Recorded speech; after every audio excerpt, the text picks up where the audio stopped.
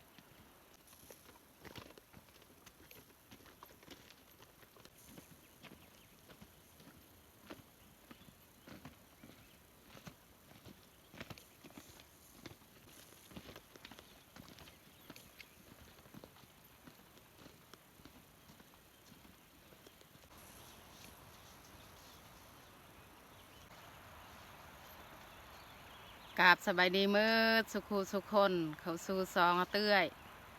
สำหรับตอนเช้ามื้อนี้ข่อยกับบ่าวยับกับพากันเข้าป่า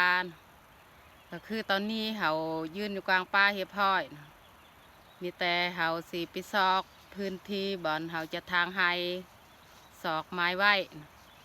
แต่บ่อนเฮาทางเก่าก็ยังบ่ทันแล้วเฮาทางได้แต่2 วันเท่านั้นแต่บรรทัดนี่มันเฮวซันเฮาน่าจะทางบ่หลายเฮาต้องไปซอกทางบ่อนใหม่อีกเร็วเคทุกคนมีแต่ติดตามเบิ่งติดตามชมนำภูเขาแบบยาวๆเลยก่อนเฮาสิไม้ไว้นี่เฮาต้องสำรวจเบิ่งก่อนเนาะว่าเฮาสิทางได้หรือบ่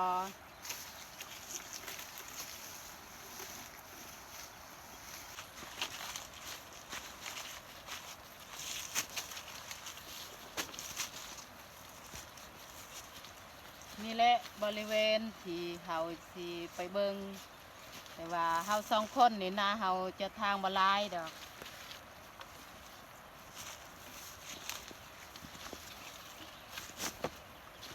2 คนเฮ็ดเวียกซ่องพื้นที่บ่อนทางป่าเฮ็ดให้สิไว้อยู่บ่พื้นที่นี้ก็เป็นพื้นที่ที่เขาเจ้าทางไว้ใน 3-4 ปีที่แล้วแต่ตามเฮาสังเกตเบิ่งนี่ต้นไม้มันบ่ค่อยเขียวงดงามปานใดย้อนว่าเฮาปลูกเขาก็บ่งามพื้นที่ที่เฮาทางป่าเฮ็ดให้บริเวณที่ค่อนข้างเฮลซันหั่นนี่ ต้นไม้ใบหญ้านี่เขียวดีต่างแต่ว่ามันมันเฮวหั่นแหละมันยากเวลาปลูกข้าว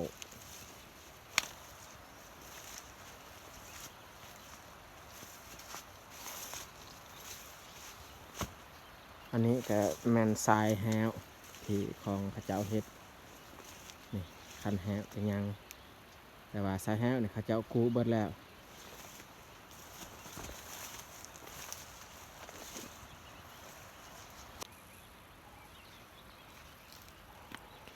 ยังแน่นเลย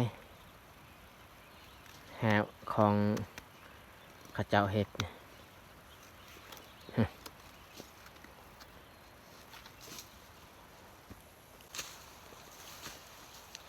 ตอนนี้พวกเฮายางขึ้นอีกเฮายางลงสุดบอนลุ่มสุดนั่นแหละลุ่มสุดของให้ข้าเจ้ามันแต่เฮายางขึ้นอีก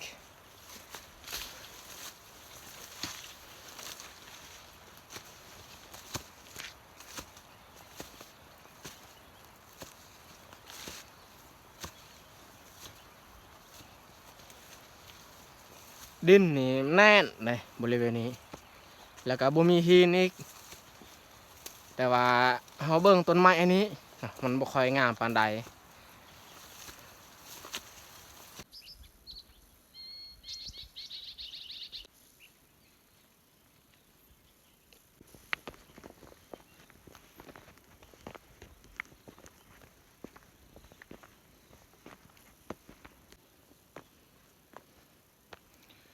ฮอด10 โมงมันจึงมีแดดส่องมา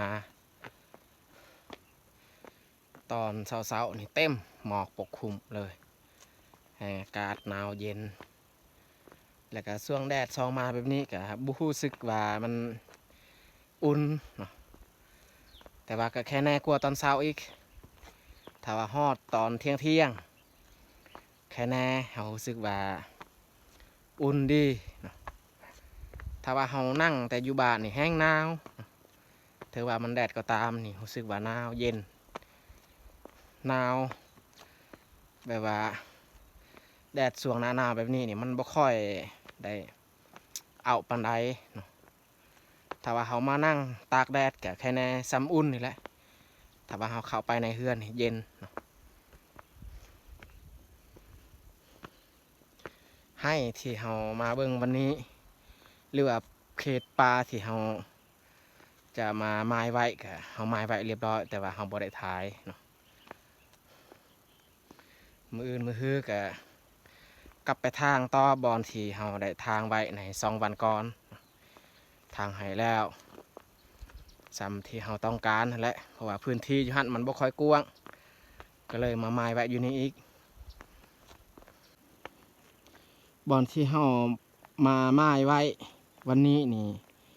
ใกล้ได้จากบ้านทุกคนเลยเราย่างจากบ้านไปฮอดอันนั้นพื้นที่ที่เราไม้ไว้ได้เป็นชั่วโมงถ้าว่าเราเอารถไปก็บ่ฮอดชั่วโมงดอกประมาณ20 ปลายนาทีก็ฮอดแต่ว่าสิเอารถไปก็บ่มีน้ำมันแล้วน้ำมันเบิดก็เลยต้องย่างถึงว่ามีรถน้ำมันบ่มีก็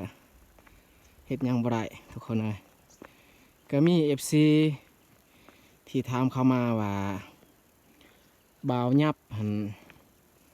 ซื้อน้ำมันอยู่ไสเนาะก็ซื้อน้ำมันอยู่เมืองกะลืมหั่นแหละตอนลงเมืองเขาก็ซื้อเป็นตุกใหญ่ตุก10 ลิตร20 ลิตรมาปะไว้อยู่เฮือนเวลาไปใส่มาใส่ก็อันใดแบบจำเป็นเราต้องเอารถไปอันใดแบบบ่จำเป็นก็ย่างนั่นแหละประหยัดกันใส่ถ้าว่าเขาเอารถไปทุกครั้งบ่มีน้ำมันสิใส่อีกบอกง่ายๆก็คือถ้าว่าเราเอารถไปนี่ในช่วงที่ว่ามีเครื่องนักๆเราจึงเอารถไปคือวันนี้ก็ไม่แต่เรามาเบิ่งพื้นที่เราก็ย่างเอาเนาะแต่ว่าเราบ่ได้ถือเครื่องนักเครื่องนาย่างตัวเปล่านี่ก็พอไหวอยู่แ แต่ว่ามีเครื่องนักที่เราต้องเจาะต้องแบกนี่จำเป็นต้องได้เอารถไปเนาะน้ำมันกับเรือน้อยหนึงเนาะเรือน้อยหนึงในรถครับบ่ได้ลงเมืองในนี้นี่ยากและสิได้ขี่รถตั้งแต่เดือนก่อนข่อยลงเมืองข่อยซื้อน้ำมัน20 ลิตรเนาะซื้อมาปะอยู่เฮือน แต่เดี๋ยวนี้นี่เบิดแล้วลิตรหนึงนี่บ่พอเท่าใดเนาะเฮาขี่เพราะว่าทางมันยากเฮาใส่แต่เลข1เนาะใส่เลข1เลข2นี่เปลืองขนาดได้น้ำมันถ้าว่าทางงามคืออยู่ในเมืองนี่โอ้ลิตรหนึงนี่อาจจะได้เที่ยวหลายเที่ยวแล้วเนาะแต่อยู่บ้านเฮานี่ทางมันยากอันนี้แหละมันเปลืองน้ำมันทางแบบว่าขึ้นภูลงคอยโดยเฉพาะนี่แมนขึ้นคอยเปลืองสุดใส่แต่เล็กหนึ่งแล้วก็เร่งแห้งมันกินน้ำมันหลายที่สุด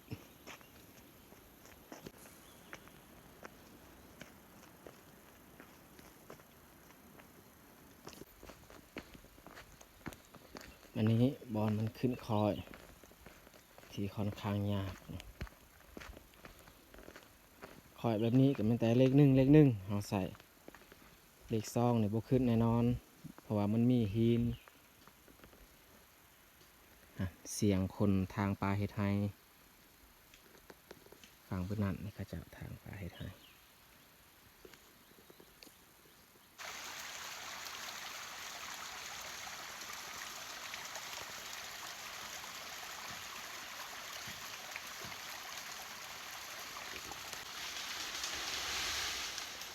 นี้บอลที่กระเจ้าทางป่าเฮ็ดไห้ใกล้ๆใกล้เส้นทางดอมอย่าไปมานี่ดอม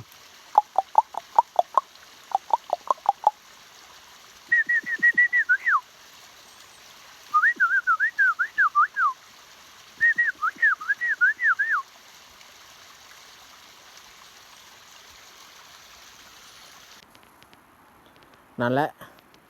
พื้นที่ที่เฮาทางปลา2 วันทำอิฐหันเฮาทางน้อยนึงสำไรพีแล้วคลองแต่ว่าวันที่2ฮันเฮาทางขับเศร้าก็ได้แต่สำนี้มื้อนี้ก็บ่ได้ลงไปทางคันลงไปทางนี่มื้ออื่นอีกให้เฮาทางอยู่นี่นี่เฮากังวลสุดในช่วงเฮาปลูกข้าวนี่ยากขนาดว่าตอนทางนี่ก็ยากหน่อยนึงแต่ว่าใครแน่ช่วงนี้นี่มีต้นไม้ที่เฮาได้จับเพราะว่ามันเหวปลูกข้าวนี่บ่มีบอนจับบอนยังอีกมีกระตอไม้แต่ว่ามันห่างส่วนลายมีแต่ต้นแคมกอแคมลายอยู่หันต้นไม้นี่มีแต่ต้นห่างๆน้อยๆบ่คือปีเฮาทางทำอิฐกระตอไม้ตอใหญ่เฮาสามารถจับได้เวลาปลูกข้าวแต่ปีนี้นี่อาจจะยากเฮาปลูกข้าวแต่ก็เฮ็ดยังบ่ได้บ่มีพื้นที่แล้วทุกคนเลยก็มีหลายคนPPFCว่าเป็นยังคือบ่ปลูกบอนเก่าคันปลูกบอนเก่านี่มันบ่งามมันบ่งามบอนเก่าเฮาก็ปลูก3 ปีแล้วต่ออีก PTC บ่ไหว้บ่งามแน่นอนทุกคนเลยปกติอยู่บ้านเฮาเนี่ยเขาปลูกแต่2 ปีเท่านั้นสูงสุดไม่แต่เฮาและปลูกหอด3 ปี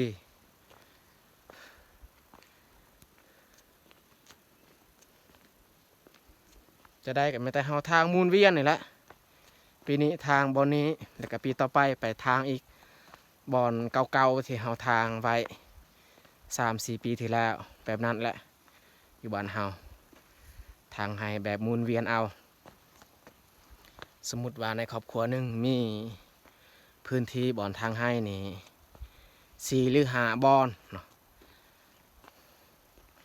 กับผู้ที่หอด4 ปี 5 ปีเขาก็กลับมาทางคืนอีกบอนเก่าเป็นจังสัน